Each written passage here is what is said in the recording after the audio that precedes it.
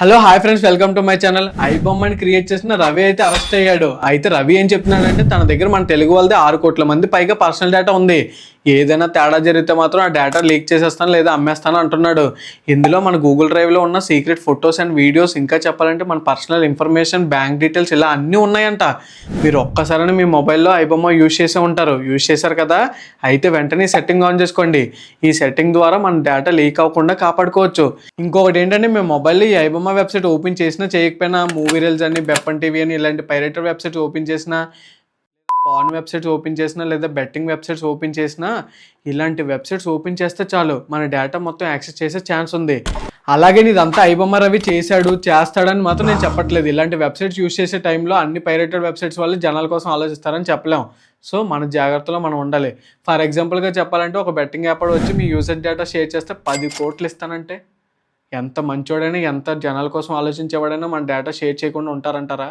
పోనీ 20 కోట్లు ఇస్తానంటే, పోనీ 30 కోట్లు ఇస్తానంటే ఏదో ఒక దగ్గర డీల్ చేసుకోవడంటారా? మళ్ళీ చెప్తున్నాను, ఇది ఐబొమ్మ రవి చేశాడు అని మాత్రం నేను చెప్పట్లేదు. ఛాన్స్ ఉందని చెప్తున్నాను. వేరే వెబ్సైట్ వాళ్ళు చేయొచ్చు కదా అని చెప్తున్నాను. ఇంకా చెప్పాలంటే చాలామంది ఐబొమ్మ వెబ్సైట్ కాకుండా వేరే వెబ్సైట్స్ కూడా యూజ్ చేస్తూ ఉంటారు. అలాంటి వెబ్సైట్లో కూడా ఇలాంటి జరిగే అవకాశం ఉంది. నేను ఇలా చెప్పాను అనుకోండి, మీరు అనొచ్చు, ఒరే నేను ఏ వెబ్సైట్కి వెళ్ళినా లాగిన్ ఇవ్వం, పర్మిషన్స్ ఇవ్వం, అయినా సరే మా డేటా ఎలా లీక్ అవుతుందని అడగొచ్చు. దీనికి నేను ఆన్సర్ చెప్తే మీరు ఎలాగో నమ్మర్లే. కానీ ఇదే క్వశ్చన్ చాట్‌జీపీటీ అడిగితే ఏం చెప్తుంది, మన డేటా ఎలా యాక్సెస్ తీసుకుంటారన్నది ఇక్కడ చూపిస్తున్నాను చూడండి. ఇక్కడ చాట్‌జీపీటీ ఏం చెప్తుందంటే పైరేటెడ్ సైట్స్ ఓపెన్ చేయడం వల్ల మీ డేటా యాక్సెస్ అవ్వడానికి చాలా ఛాన్స్ ఉందని చెప్తుంది. ఈ సైట్స్ ఓపెన్ చేయడమే సరిపోతుంది. కొన్ని సందర్భాల్లో అయితే దేని మీద క్లిక్ చేయకపోయినా మనకు రిస్క్ ఉంటుందని చెప్తుంది. ఇంకా క్లియర్గా చెప్తానంటుంది చూడండి.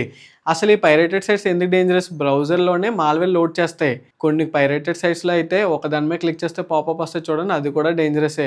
ఇంకొన్ని సైట్స్లో మనం దేని మీద క్లిక్ చేయకపోయినా ఆటోమేటిక్గా హిడెన్గా మాల్వేర్ డౌన్లోడ్ అవుతాయని కూడా చెప్తుంది చూడండి. కొన్ని పైరేటెడ్ సైట్స్లో మూవీ డౌన్లోడ్ చేసుకుందాం, మూవీ డౌన్లోడ్ దాని మీద క్లిక్ చేస్తే మూవీ డౌన్లోడ్ అవ్వకుండా వేరే వెబ్సైట్కి రీడైరెక్ట్ అవుతే చూడండి, అది కూడా రిస్క్ అని చెప్తుంది. ఆ సైట్స్ అన్నిటిలోని బెట్టింగ్ యాడ్స్, పాన్ యాడ్స్, ఇంకా చెప్పాలంటే అన్ని ఇల్లీగల్ యాడ్స్ అయితే ఉంటాయి. వీటన్నిటి ద్వారా మన డేటా ఎలా యాక్సెస్ చేస్తారో చూడండి.